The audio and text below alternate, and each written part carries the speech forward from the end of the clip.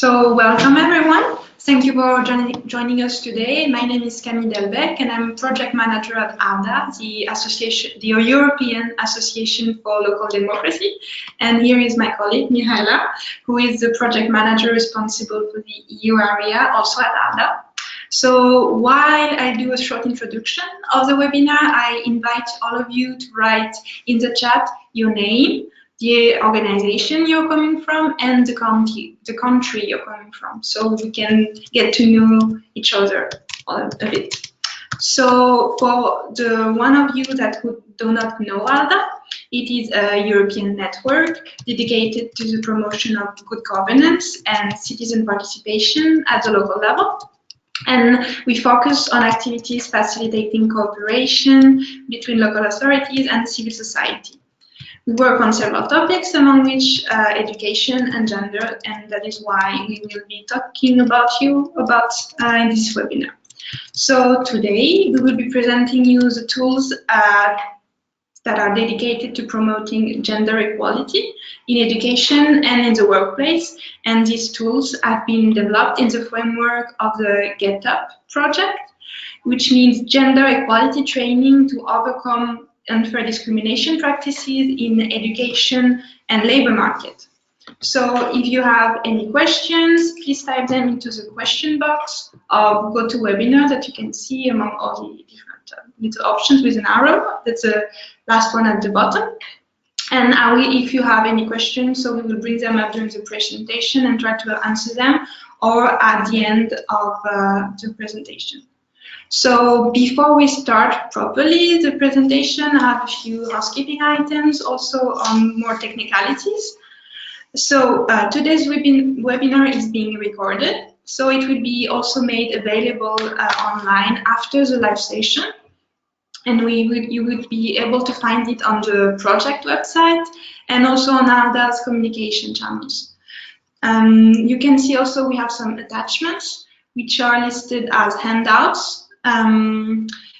That will be available throughout the presentation, so you can look at them and download them when we are speaking. And we will also make some links available into the chat, so some also items we will talk about, so you can find them again after the presentation or look at them while we're talking about them. So, and also we will really appreciate all your outputs about this presentation. So if you have any questions, as I mentioned, you can write them when they come to your mind during the presentation. You have a dedicated questions tab in the webinar. It seems like most of you have sent your presentation in the question tab. So it's very nice, but not everybody can see them. So have a look. You also have a chat tab, which is different. So it's a bit lower on the panel control. So yes, if you could try, because in the meanwhile I can read maybe who is here with us. Yes. We have Martina Matarazzo, who is coordinator of Welcome Home International. Welcome, Martina. Your NGO focuses on projects for integration of newcomers in Brussels. Very nice. Welcome for being here. Then we have from Q11, Nelly, from Belgium, Q11, which is, Nelly is a diversity and gender equality officer for science and technology. Welcome, Nelly. We have here Julian Lee, project manager at JUMP in Belgium also. And we have Alessandra Atanasio from Will Lazio Research and University. Welcome, Alessandra. And Helena from Helena Hosny, Ombudswoman in the municipality of Samos, Greece. Welcome, Helena.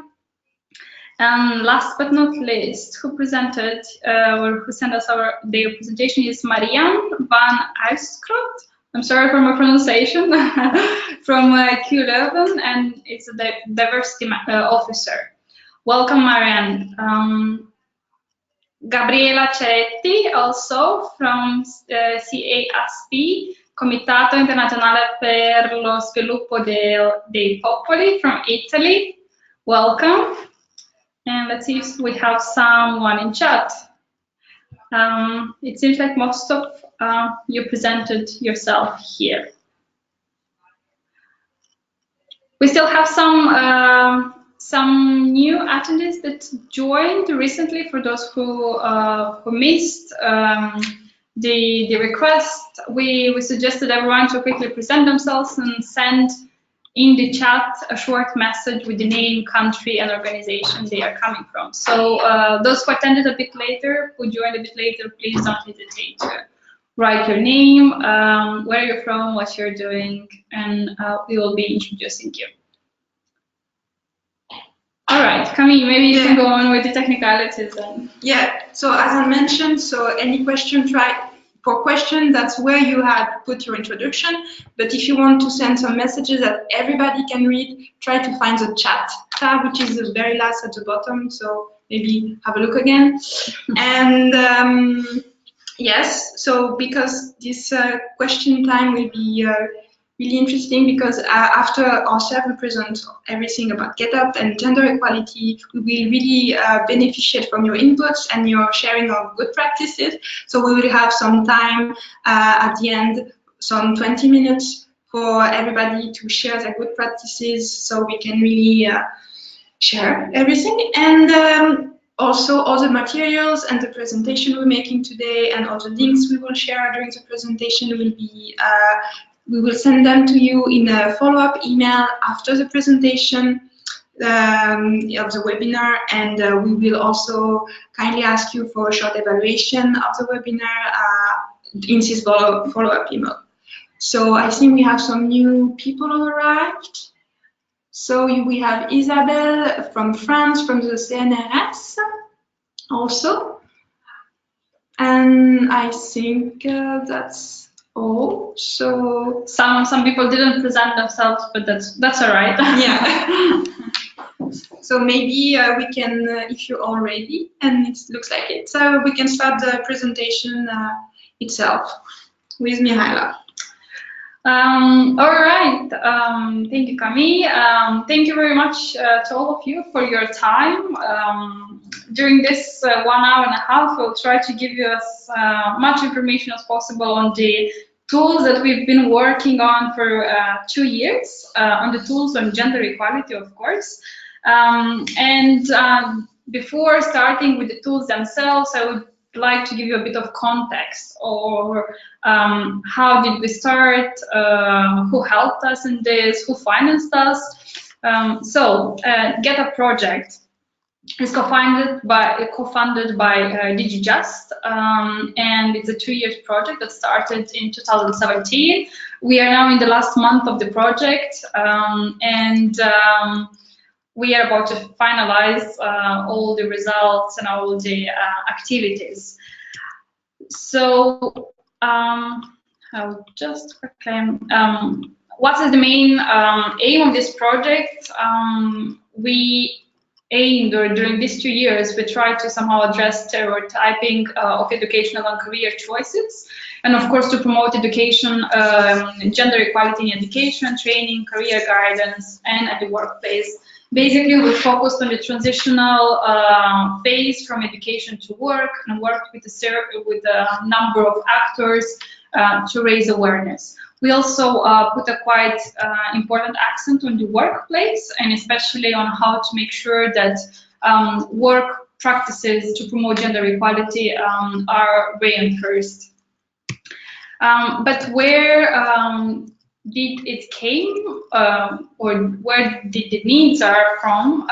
Before starting the project, we did, of course, an assessment, and we saw that there is a very big need in developing more competences and skills in the professionals working in education and in workplaces in relation to gender equality, discrimination, stereotyping, and how to address it. And then also we observed that there is quite a lack of communication and cooperation between important stakeholders in the field, and in many countries, especially at the local level, institutions and organizations quite failed to put in practice those European policies that exist. So we thought that, of course, we cannot do everything, but at least we can work on several topics. We focused on three specific aspects. One was to address gender stereotyping of educational and career choices, and I will talk later about it and how we did, through which specific tools. The second goal was to promote gender equality in education, training, career guidance, and at the workplace. And the third goal was to actually strengthen the skills and competences of those professionals working both in the education field and at the workplace. We had 8 partners involved, and the lead partner is the trade union from Italy.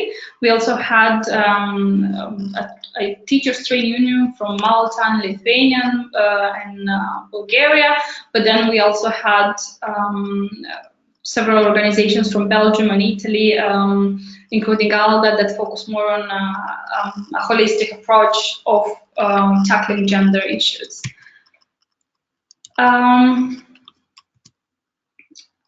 We worked along these 2 years. We worked with 2 targets: the direct target group and the indirect target group. The direct target group were HR managers, employers, career guidance professionals, teachers, trainers, any professional working in the education field, and trade unions. And indirectly, we also worked with national and local policymakers, with other supporting organizations, gender experts, and also young people. And as a result, we developed 4 main tools, which we will be presenting. The first one is a European minimum standard of competences on gender equality. The second one is a training curriculum and also a training platform. And the fourth is an awareness-raising campaign that has 3 main tools: posters, videos, and a serious game. And before getting to the tools themselves, I just want to take you through some results of the survey that we developed. We had a survey in 6 languages on different aspects of gender in the education field and at workplace. We had 723 respondents, which we think is a very good number to receive some good inputs. As you can see, we had different, of course, we had more women than men. As in social related activities, when it comes to being proactive, we always have more women. And then we had almost all the age groups, with a peak in the group 41 to 50, but then also quite an equal representation in the other ones. In terms of country, we had most of the answers actually from Italy, also because we had 3 partners from Italy. This is why we had such a big disbalance. But then we had a big number from Lithuania, Bulgaria, also France, Belgium, Spain, and Malta. In terms of profession, we had all the target groups we proposed to reach, and these are the teachers. You can see that most of the respondents, 38% were teachers, trainers, and career guidance professionals. But then we had also trade unions, human resources representatives, and other respondents. And when it comes to the education, we were asking to what extent the respondents think that actually school socializes kids in such a way that brings more gender inequality. And you can see that the answers are quite partial, half-half, thinking that the school practices bring gender inequality, and another half think that not as much. But when asked in more details, what are the top gender-related biases, we can see three very present biases. The one is about the stereotypical choice of educational path, or what we consider that girls are good at and what we consider that boys are good at. For example, girls are good at arts, boys should do engineering. And then we have also, we see also among the top biases the different teachers and parents' behavior and attitudes.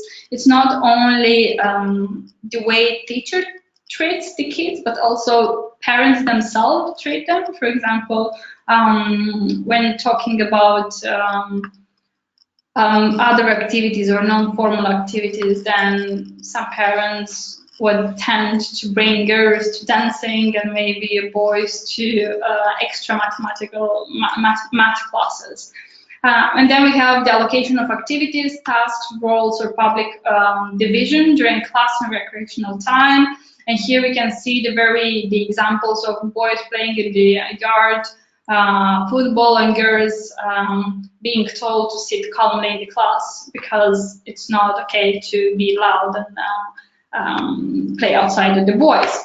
And there are, of course, more examples which can be found in the survey report, and you have this in the handouts, but also we can send it to you afterwards. Following on the education, in the education field, we also saw that most of these gender-related biases are in the secondary school or level of education. And when asked to what extent those biases are bringing to an industry segregation, we can see the results that about 60% of the respondents all in all think that biases in education leads to industry segregation, such as men's work and women's work. Like women have to do secretariat, men have to do engineering again, so, or ICT. And it's just because this is a social construct that is started, is promoted from school into all, on the entire life. And then another, let's say, cause of this issue is also because many schools or institutions, education institutions, do not have a gender equal curriculum.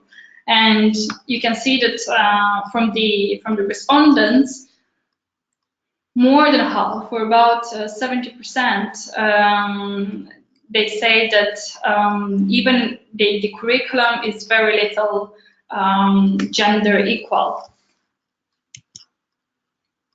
And this, of course, has a direct impact on the work, or the transition to the work world. And even though the opinion in regards to the fact if the transition school to work is equal both for men and women is somehow divided 50-50, we can see that in the workplace we still have the gender-related biases are very much present. More than 65% think that they are very present. And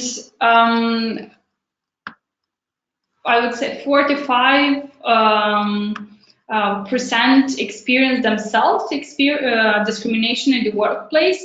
51% say that they didn't experience, or maybe they didn't understand that this was discrimination. However, 45% is still a big number.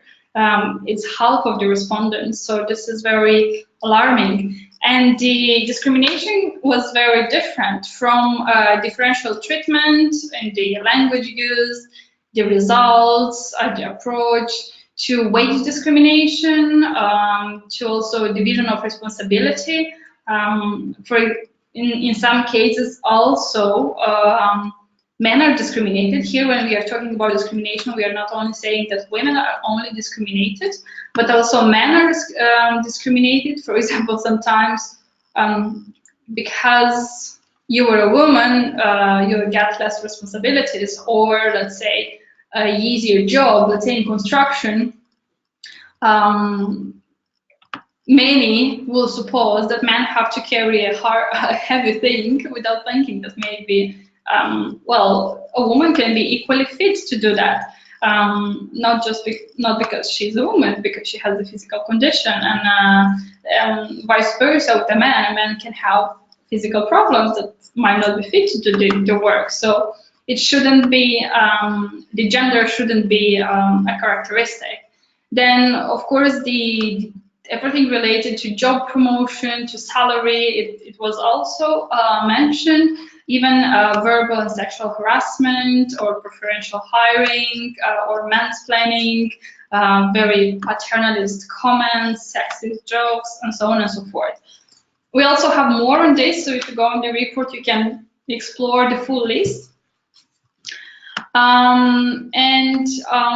When looking deeper into where exactly this kind of discrimination was encountered, we can see that the respondents highlight the recruiting phase and the decision-making process. So recruiting phase starts with the moment where a job information is placed and the way it is described. For example, we are looking for young women between 25 and 35 for a job of secretary. Why? Everyone can do a secretary job if they are qualified. I don't think it needs to be specified the age and the gender. And in the decision-making process, of course, when the decision is taken, who is given the job between a man and a woman. And then the three specific areas in which most of the differences between genders at workplace occurred were also pointed out: the advancement opportunities, so when it comes to a promotion, to the wage differences, and we all know that the gender pay gap is still very much present in Europe, and the work-life balance, and here refers to the amount of, or the division of tasks between work and personal life outside work. And to conclude the statistics, just to say that when most of the people are actually not aware that whether there is a diversity chapter in the country. Also think about your country. Do you know if there's a diversity chapter in your own country?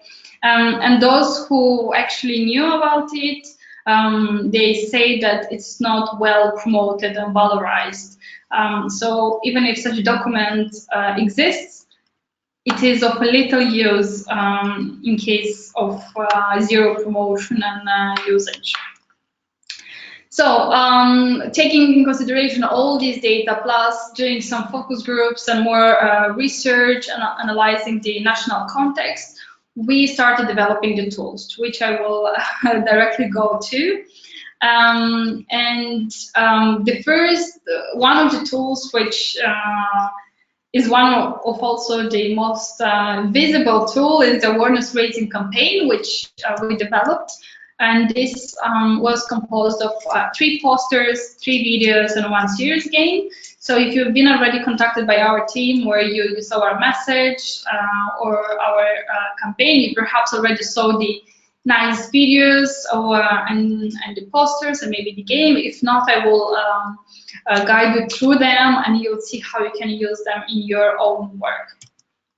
So the posters, we developed 3 types of posters on 3 topics. The first one is on gender pay gap, second on work-life balance, and the third one on the waste of talent.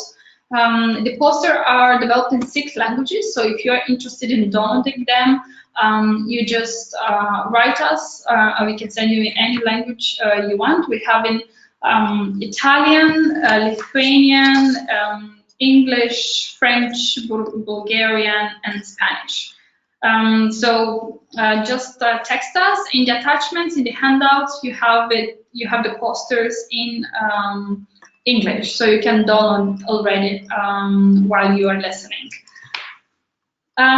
And if you're in Brussels or around Brussels, you also can write us and we can give you printed posters, so you can put them on your hang on in your institutions or disseminate around your workplace or neighborhood. If you are working in the European neighborhood in Brussels, you might already see some posters hanging around some cafes or some institutions. Now to go next, I'll ask you to reflect on something very simple. Think, or how many of you actually dreamed to become someone else when you were a child? Just think about it while watching the next video and answer it to yourself.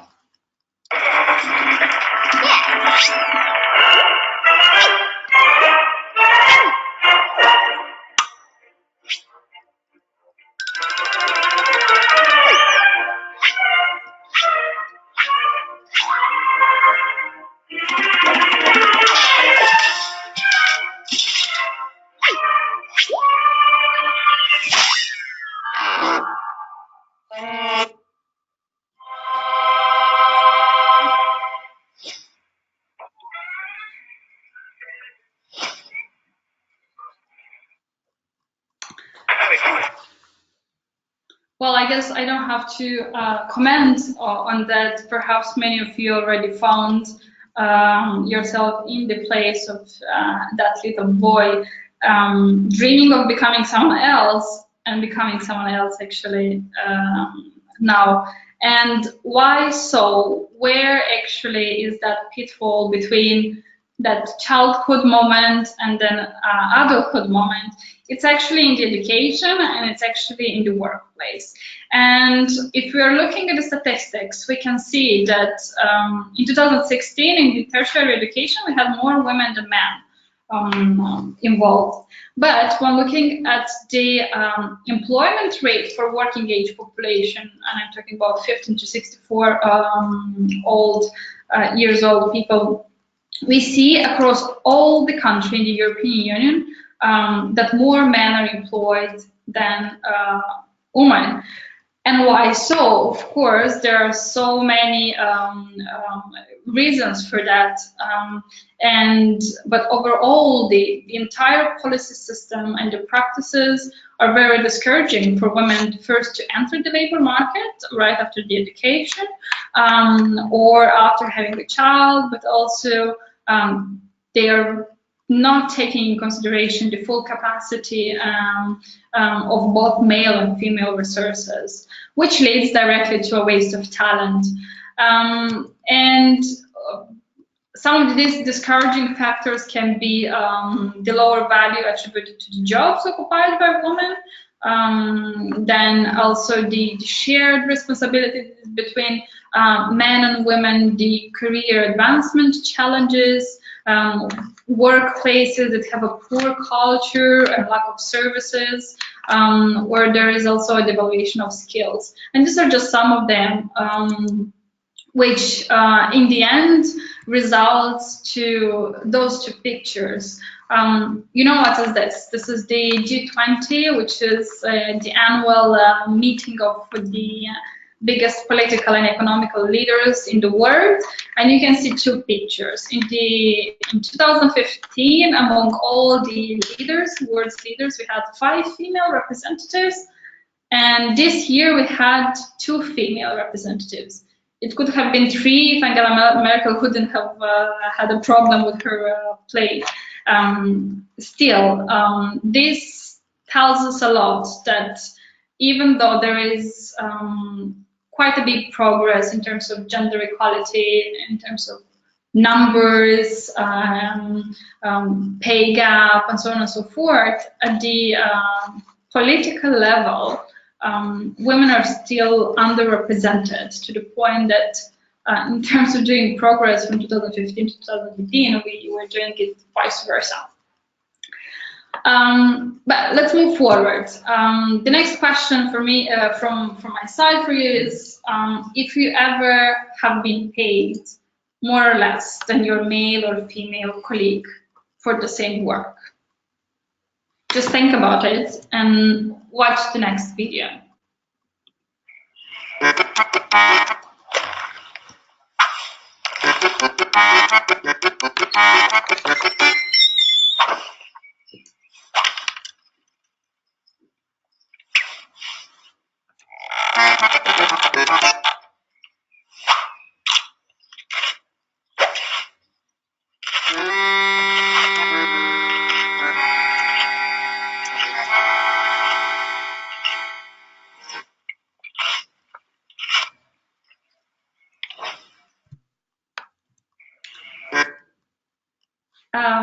It's quite self-explanatory also, and you perhaps know the figures that at the European level there is still an average of 16% pay gap, and overall, yes, the trends have been decreasing, or this gap was decreasing. But if you're looking per country, you can still see that in some countries, especially, let's say the last ones here on the graphic, you can see that the pay gap increases. And of course, there are many different explanations behind. In many sectors, the age counts, the education, the occupation, the size of the employer, all these differences, of course, counts in that. But the statistics show that only 1/3 of this gender pay gap can be explained by specific factors and characteristics. 2/3 cannot be explained. This is about 10% of wage difference. And it's hard also for researchers to explain it, but we can see also some of the causes which are not, how to say, well explanatory, where you could support this gap. One of them is, for example, women taking career breaks following childbirth. So it is shown that women's careers can be 1/3 shorter than those of men, and therefore also their wages differ very much. Or the discrimination in the hiring and career progression in the labor market. Statistics show that women are almost twice as likely as men to experience discrimination at work, twice. This is a lot.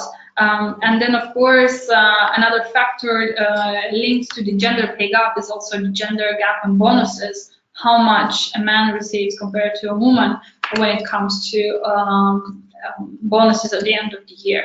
And there are many of them, but which are not written and not said. That's why all the institutions or everyone has to be aware about that.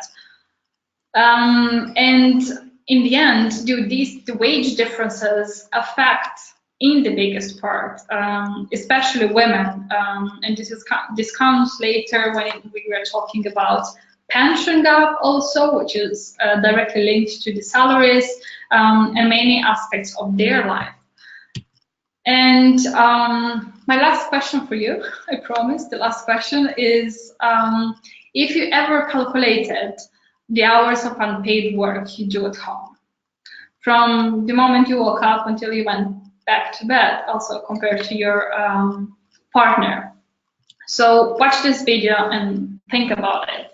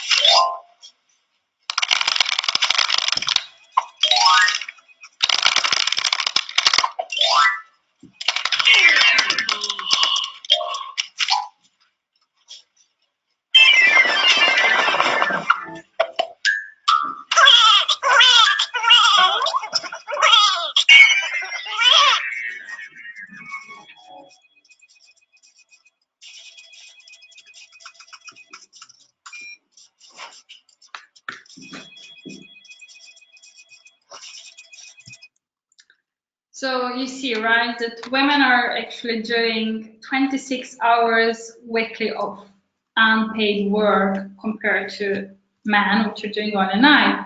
This is also quite unfair, but it's also explained by many factors. The statistics also show that in terms of percentage, about 79% of women are involved in the daily cooking and housework, compared to only 34% of men. And 92% of women are involved in the daily childcare and education of their children, compared to only 68%. The gap is still very big, and this is also rooted both in the policies that are at the national level, but also at the policies that are at the organization level. And the best way to tackle the issue would be, first of all, to start with creating a culture of an organization that facilitates somehow the work responsibilities and the family ones. And many countries have already stepped further than that. For example, in the Nordic countries, we can see work starting at, I don't know, 7, 8 and finishing at 4, but also in Belgium is also pretty flexible. But there are still, when we're thinking about Eastern country in the European Union, we still have this unflexibility in the work, which leads to decrease or increase in the unbalanced, let's say, work-life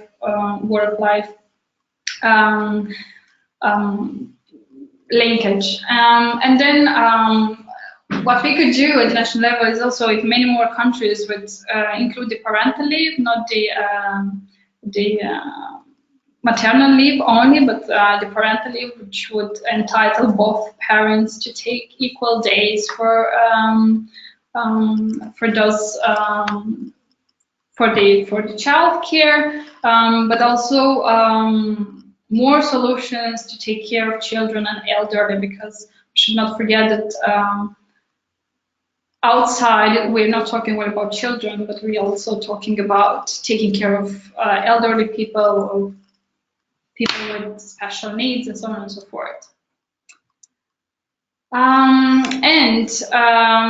So these 3 videos that you saw are also the product of our project, and they can use independently, or they can use with an explanation such as the one I gave to you in the school class, in your organization, with your employers, on social media, and so on and so forth. So please feel free to share them, to use them if you need in your trainings, in your activities. We are very happy.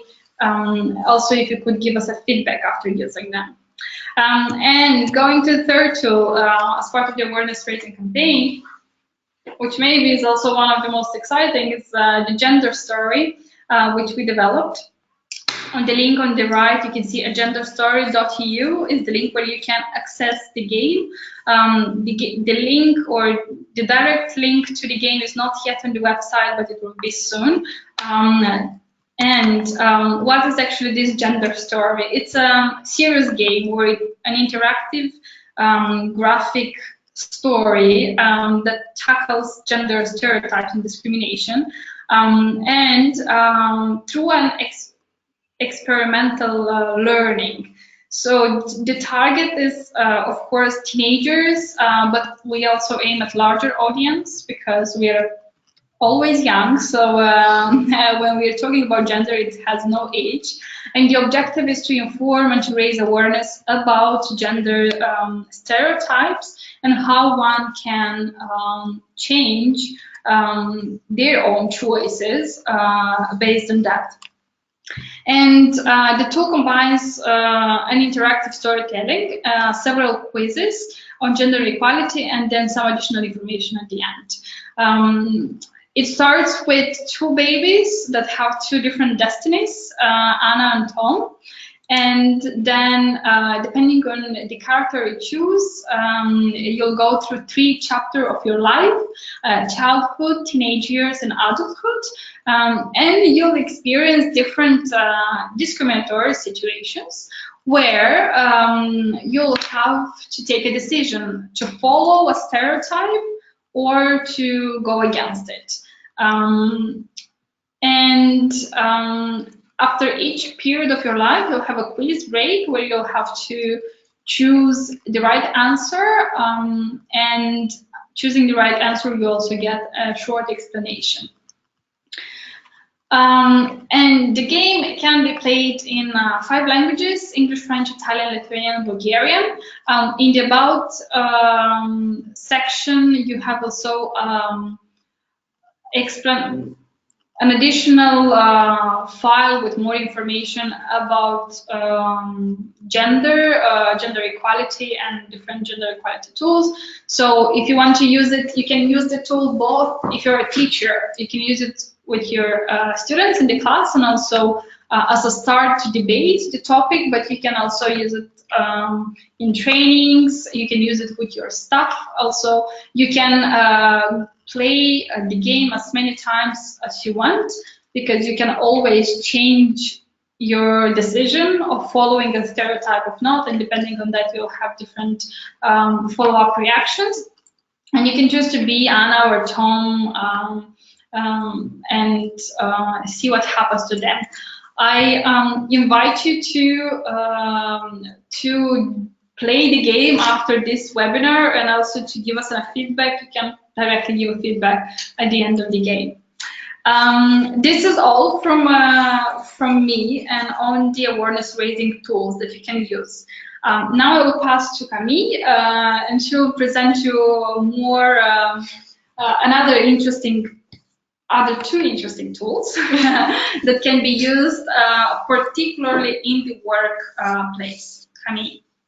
So Mihaela had the opportunity to present all the fun tools, and me, I'm going to introduce a bit less fun but still very useful tools. So the first one is the European Minimum Standard of Competencies on Gender Equality Professional Acting in Transition Phases. So long title, but very straightforward tool to be used.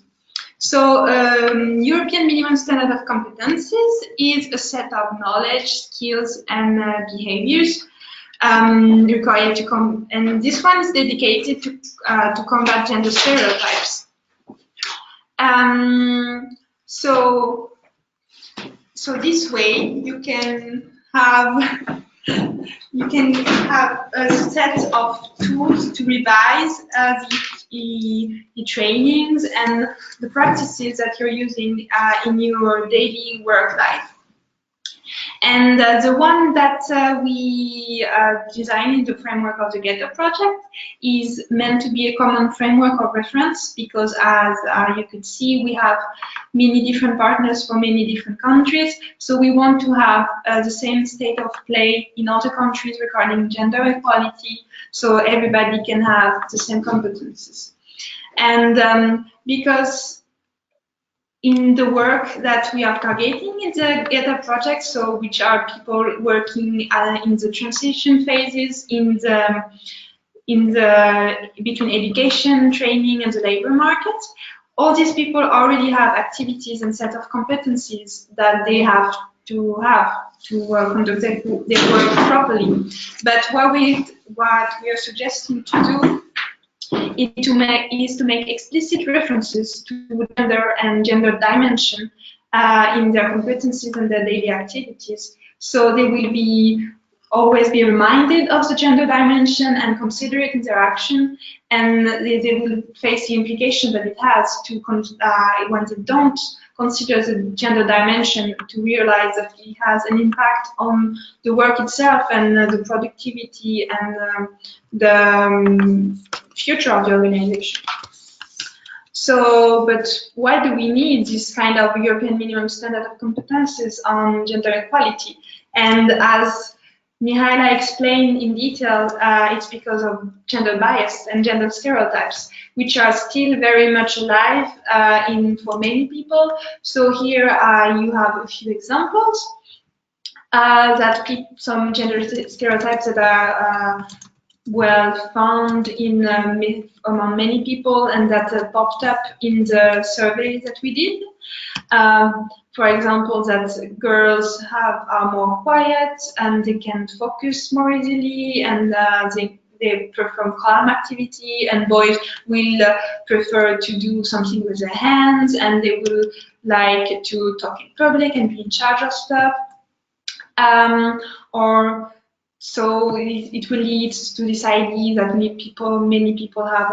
You have some women's work, as Mihaela mentioned. So women will be more directed into nursing, teaching, this kind of activities, and men will be directed to more leadership position or more activities that are more doing with practical work, like mechanics or stuff like this kind of jobs.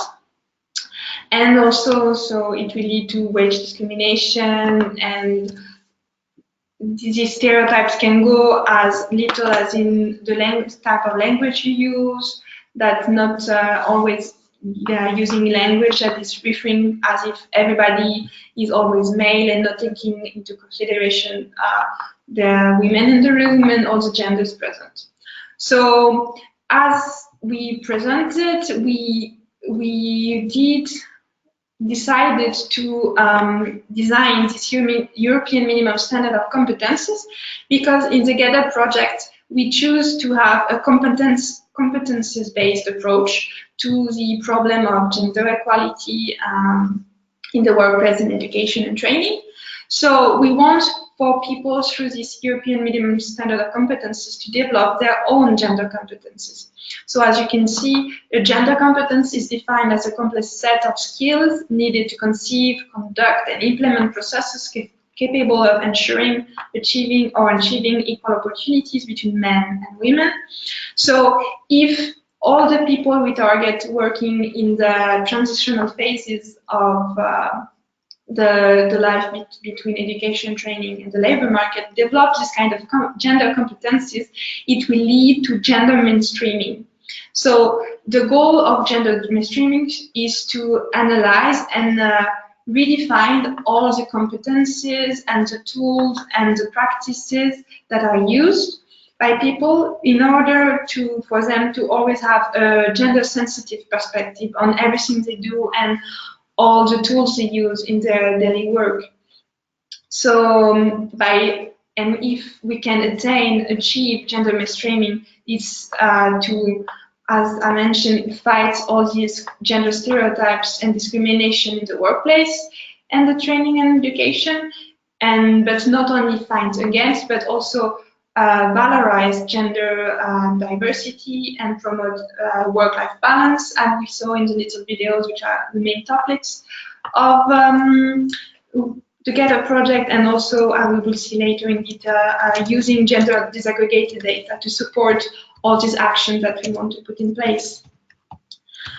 So in the European minimum standard of competences, we decided to focus on three key areas of competences, which are guidance counseling processes in education, training, and employment services, which is a very important because as we see in the survey report, the pivotal moment of the transition where people for junior high school to high school, or to high school to university, and then university to the labor market, these are the moments where gender stereotypes can overpower persons in their orientation and their career, and they can be more susceptible to conform to gender stereotypes. So it is a very important competence. And then the other competences are recruitment and selection processes for job, which is also pivotal, because we saw people identify themselves that it's when they enter the labor market that they really feel the most gender discrimination. And the last one is the work-life balance measures at the workplace to make an environment that is as welcoming for women and for men when you take into consideration the differences between the gender roles. So as we saw, for example, unpaid work at home. And if people can achieve this kind of competencies of this gender equality perspective in all these areas, they will lead to have an impact generally on the whole work. And so that's the one we want to achieve, of non-discrimination. So, for example, so removing gender discrimination in personal, individual, daily practices, and also combat gender stereotypes in your own work and your own thinking and in all your activities. Also valorization of gender differences, as I mentioned, not so only always having actions against gender discrimination, but really promote the differences between the gender as an added value for all organizations and everybody's work. And also informed decision making through gender disaggregated data, which allows for decisions and all policies to be more gender inclusive, to valorize and have a better functioning of all the organizations. So what does this European minimum standard of competencies look like? So you have a bit an extract of it. So it has been structured according to the Italian repertory of competencies for all jobs and areas. So you can find first the sector where you work. So as you can see here, education, training, and job services, because that is one of the target groups that we focus on in the Getter project, and the type of process that you're doing, and then the step into process where you are according. And then you have the area of activity. So here's, because we're targeting more counseling and jobs, so it's reception of people, because it's a broad type of activities. And then inside you have specific tasks performed for this activity. And then you have the expected results. So what you achieve when you perform this activity, and then you have the making sure of, which is the most interesting part, and that is the way all the things you have to think about and really pay attention to when you perform these tasks, to be sure that you do not discriminate against gender, and you really valorize differences and really pay attention to it. So this European minimum standard of competencies is really a set of good practices and a tool that you can easily refer to in your daily practices. So when you have to perform one of the tasks that are listed in it, so for example, when you are drafting a job description, or when you open a position, so you, for example, pay attention to use gender neutral language. So if you have to use pronouns, prefer to use they, for example, in English, instead of using he or she, and do not mention criteria that could be discriminatory regarding age or gender, this kind of things. So you have also description of specific activities, and also we have some more practical tips that you can directly apply. So you have inspirational corners, which are like examples of good practices that you can replicate or adapt in your work. And then the you are discriminating boxes, which sound a bit scary, but it's really to highlight bad practices that you might have been applying maybe without even paying attention, because you haven't been made aware of this kind of things. And based on this European minimum standard of competencies, the Getter project designed gender equality training, which we are putting and making available for everybody online.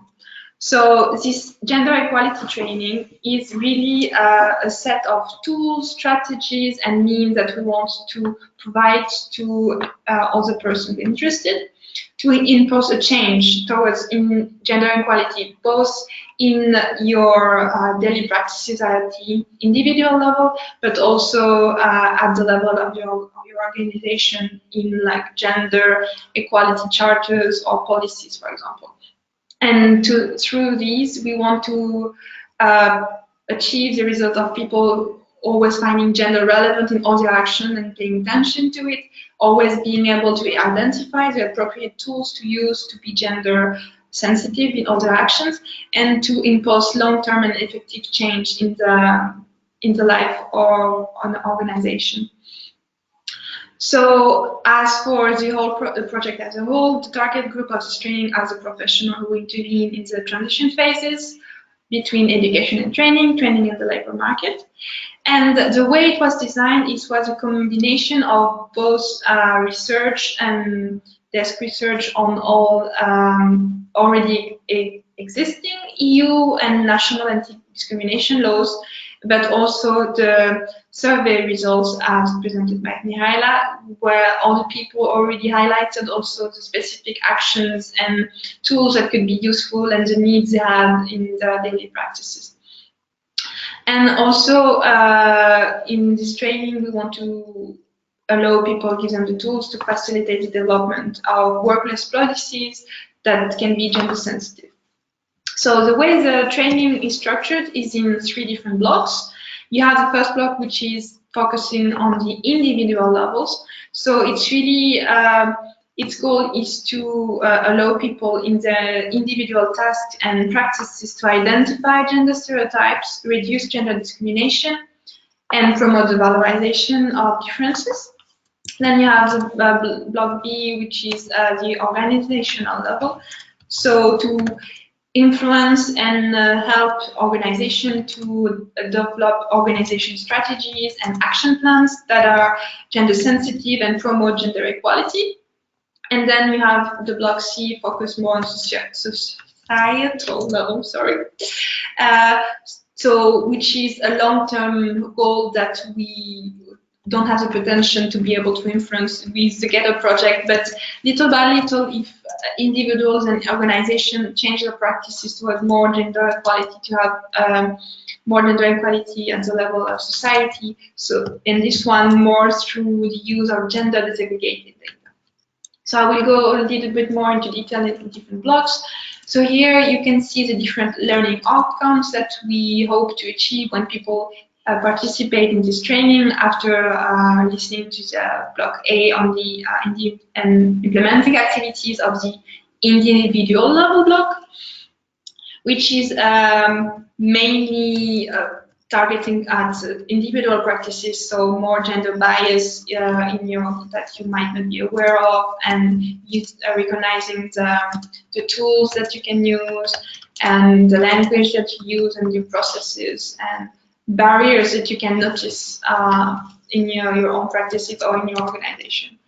So the training starts with a presentation which focuses on the basis of gender equality practices. So it goes back to the basic definitions, because it is really important that everybody has the same starting point and understanding what is gender, what is gender bias, gender stereotypes, and the impact they can have, and what is then gender equality and how gender equality can be translated into actions and practices. So after everybody has the same starting point, we have activity sheets when people can implement the knowledge they have just been given. So for example, the activity sheet 2 is about structuring a gender discrimination code of conduct. So as you can see in the presentation, each activity sheet is designed to be really easy to use and to be replicating this training. So you have what to do before and after the activity, the equipment you might need, the different tasks to be performed, how long it will take, and how you can organize it if you have you perform the training yourself. So in this one, you can see that it's a group activity that people are divided in different thematic groups, and they are asked to give examples of good practices towards gender non-discrimination, gender equality, and then they have to map them. So it's an example of activity to make people realize the importance of daily practices and including gender equality in their practices. The block B's are the organizational level, and this one it's really similar learning outcomes. And this one, the presentation that you can find in the training is more focused on gender equality policies and how they can, the shape they can have at the different levels. So at some examples of gender policies at the supranational level, national level, and some organizational level with gender charters for organization and other structures. And when people are all updated on this kind of practices, then you have also activities. So, for example, this time it's people are asked to design their own action plan for anti-discrimination and gender valorization. And then you have block C, which is focusing on societal level. And this time, as I mentioned, the emphasis is put on gender disaggregated data and how to find them, how to design them yourself, use them, and to support decision making. So you also supporting this block, you have a presentation which, as I mentioned, tells you because when you want to use gender disaggregated data, first you have to know that it exists and it can be useful, and then you can ask yourself, how can I find this data? So you can either find it, you have some sources that are already available, like Eurostat or European Institute for Gender Equality, and then you can use all this data.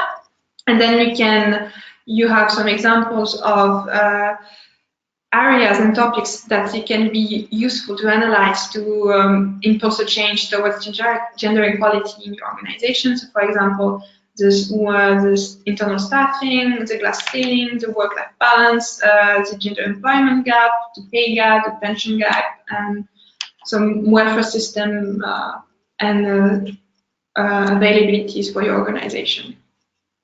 And once again, some activity sheets. So, for example, this one is really focusing directly on gender disaggregated data. So, people are made to think about what kind of data would be useful in their organization or in their work to know what is the real situation, and also where to. Then they are prompted to see where to find it and how to use it to support decision making.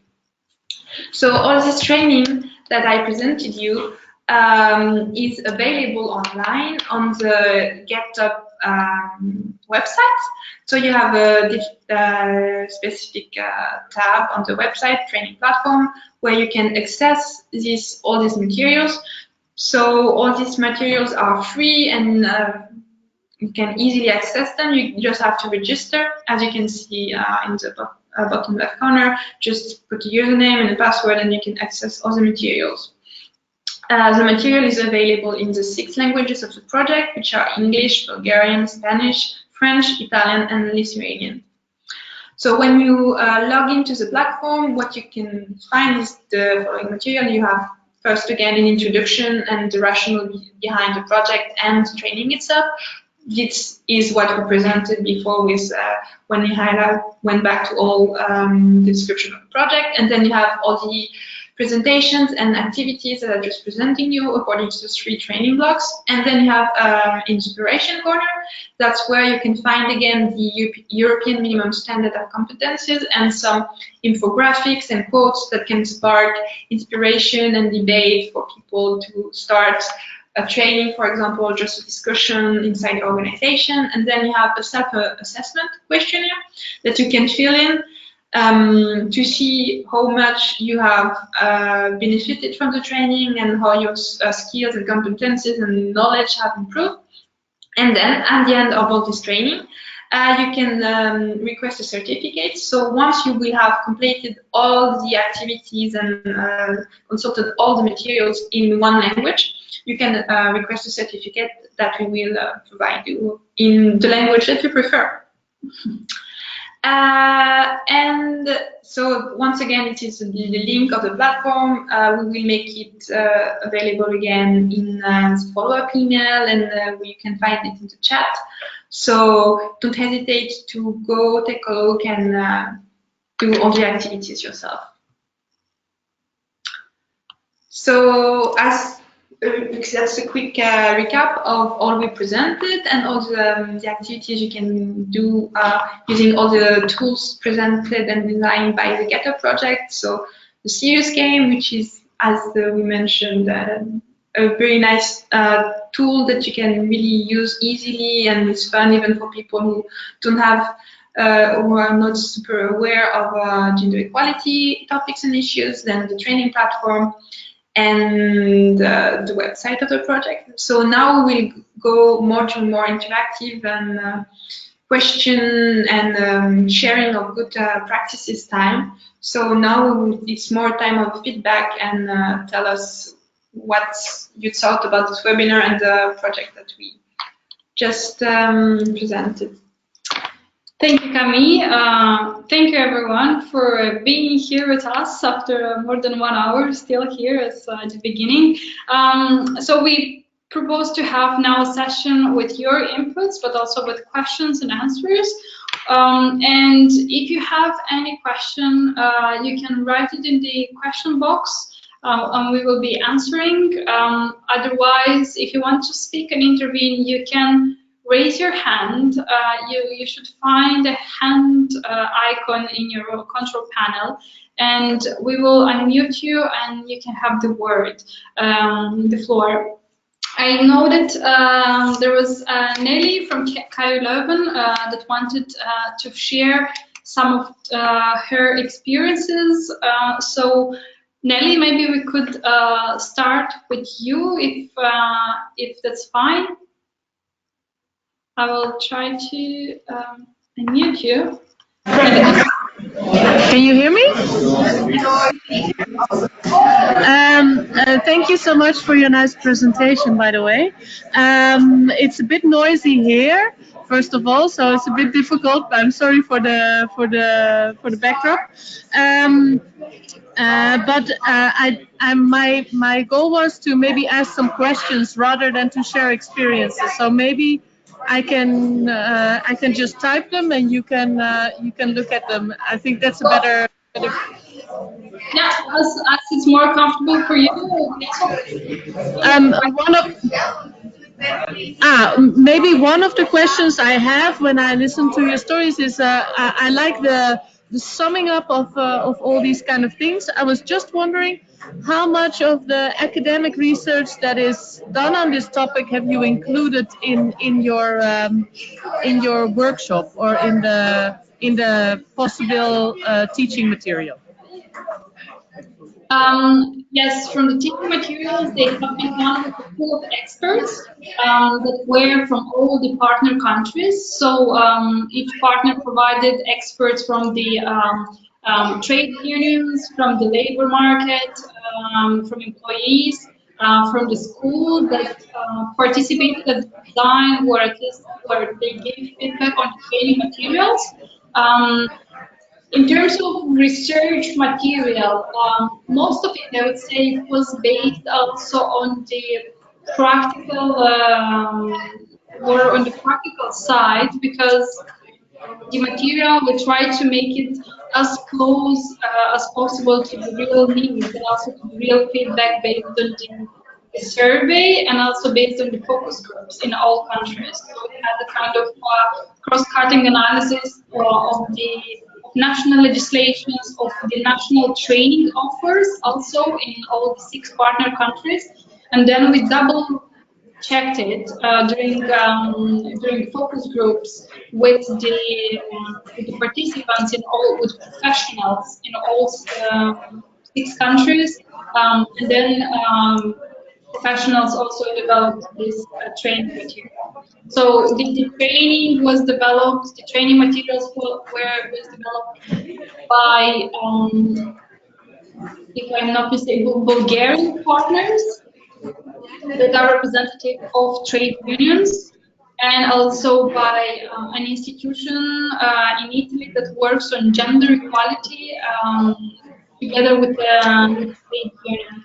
So it was a combination of materials, I would say. It was not only, I wouldn't be able to tell you what resources were, but I think at the end of the training there are also, in every chapter there are resources that were used. Okay, thank you so much. I'm just thinking that there's a lot of academic research done on the practical situation of this, and I kind of miss it still in here, because there's a lot of things that I think you could use easily. It's just something to maybe take into consideration. I can gladly provide you with some extra material that might just be a nice add-on for people that are looking into it in that sense. Yeah, thank you very much, Telly, for the proposal. We'll gladly accept it. Could you see more as an additional material that people could read or could learn, like reading, putting on the platform as additional learning material, or how would you see that? Good question. It also depends on what is useful. I just know that for the public I'm working for, they are very fixated on what is the data, what is proven already. I'm not sure if that's for all of the organizations that you're working with the same. And they want to see an analytical approach of how that is proven in practice. And that might be nice to just add on the research that's already there that proves that there is systemic problems with discrimination that reach everywhere, that we can just add apart from already what you have, which is, I think, a great compilation of things. So don't get me wrong, it's no attack for sure. Yeah, great. I think when we were thinking of planning the training, we were trying to keep in mind that there might be also people who are not working in the academic field that might want to get knowledge. So we tried to, it was always a challenge how to keep the content balanced between not being too much and at the same time not being too little. Yeah. But I think it's definitely great. Thank you for the suggestion. I would be very glad to get in touch with you and share more of this data and see how we can add it as an additional resource for those who really want to have something more concrete and, or let's say, more data seers. Thank you. Thank you. Did you have another question?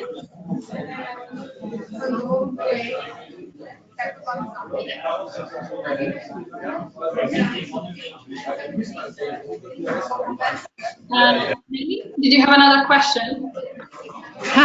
Oh, no, sorry. I thought you were asking other people. No, I have no other questions. Thank you. All right. Thank you very much, Nelly. Then I will mute your microphone. And I will read, thank you again. I will read now the other question that we received 2 questions from 2 more participants. Okay. Also,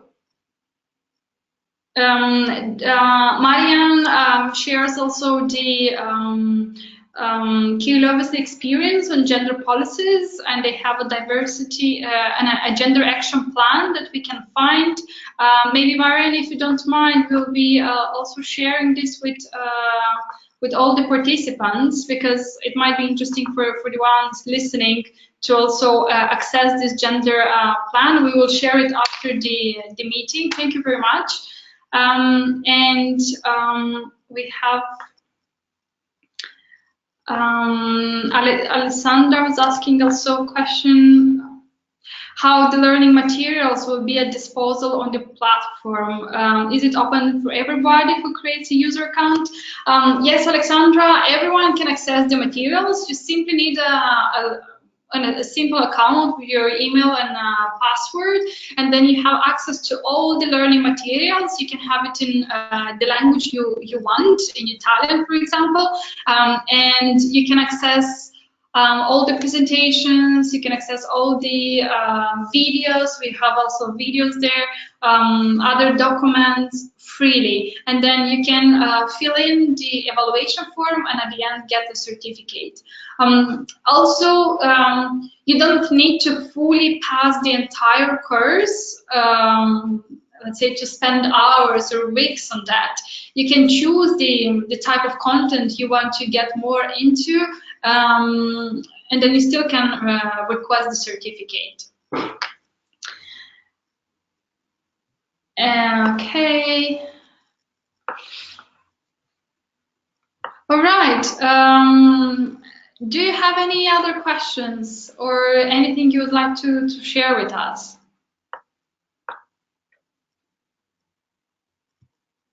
We have 7 more minutes, so you can ask us anything, or you can raise your hand and speak also.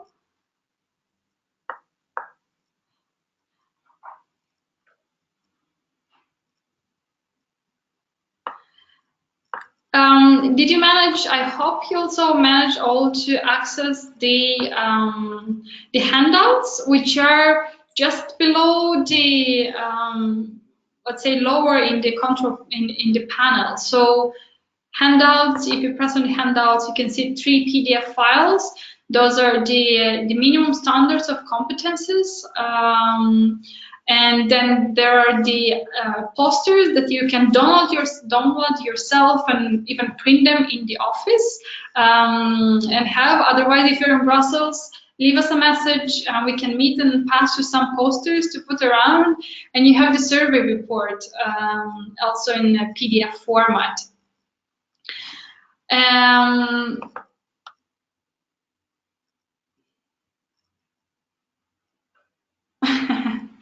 Eleni is saying that her gender equality wants her to cook, so she has to go. Thank you, Eleni, for being with us.